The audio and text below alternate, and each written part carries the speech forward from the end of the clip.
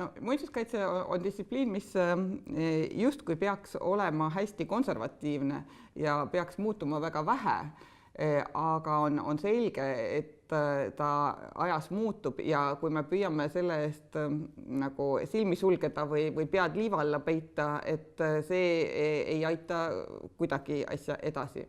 Et niikaua, kui põhiväärtused on meil ikkagi paigas, mis muinsuskaitset hoiavad, et siis pigem nende muutustega arvestamine, neid muutusi ise juhtides ka jõuame palju kaugemale välja ja et kas minu tulekuga midagi muutuse ja kas seda tajuti muutusena, et seda peaks ilmselt küsima nende käest, kes siis tööl olid. Et ma arvan, et see aeg oli küll selline, kus tegelikult oli muutusi päris palju ja kui tagantjärele mõelda, et mis see sajandi algus või milleniumi algus ka kaasa tõi, oli vast muinsuskaitsesse ka sellist mõnevõrra demokraatlikku mõtlemist, võib-olla rohkem professionaalsust, mitte et varem ei oleks seda professionaalsust olnud, aga teist liiki professionaalsust. Konkreetsetest asjadest tõi see kaasa 2002. aasta muinsuskaitseseaduse.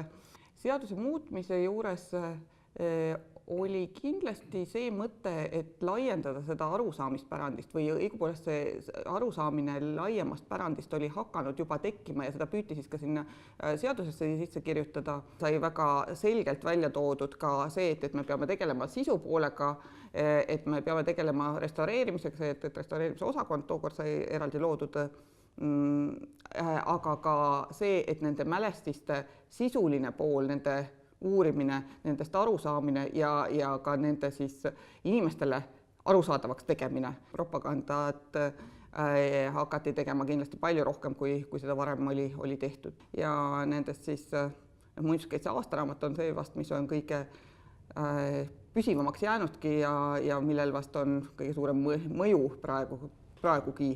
See vajadus oma sellist konservaatorite väljaõpetamise ja ka muinsuskaitsjate väljaõpetamise järele, et selle järgi tunti vajadust juba üksjagu varem, mille selle esmase vajaduse katteks loodi siis 1995 juba Eesti Kunstiakadeemia juures muinsuskaitsealane või restaureerimisalane täienduskoolitus, mis tänase päevani käib ja on oluline osa, ma usun ka nii siis muinsuskaitseameti töötajate väljaõppe jaoks, kui siis ka laiemalt sellel väljal tegutsejate jaoks. Ja veelgi enam, et siis päris akadeemiline muinsuskaitsealane õpe Kunstiakadeemias sai alguse 1999 magistriõppega ja 2001 siis bakalaureuseõppega, millele siis 2003 veel lisandus doktoriõpe.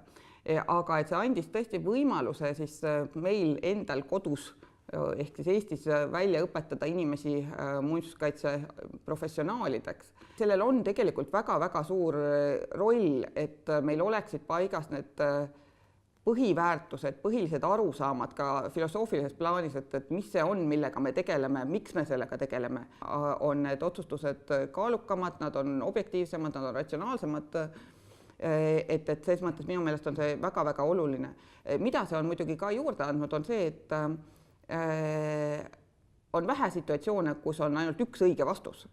Aga me peame saama ka sellest aru, et mis selle taga on ja millele need erinevad seisukohad, ka erinevad õiged vastused tuginevad. Kui objektidest rääkida, siis ma ei saa üle ega ümber Tartu Jaani kirikust, et mis oli olnud ju väga pikk ja vaevaline protsess alates teisest maailmasõjast, mis ei võtnud jalgu alla ja mis siis lõpuks tõesti 2005. aastal pidulikult valmis sai ja sisse pühitseti, aga see oli ka üks väga suur proovikivi nii muinsuskaitse süsteemile üldiselt kui ka suurte restaureerimisprojektide mõttes.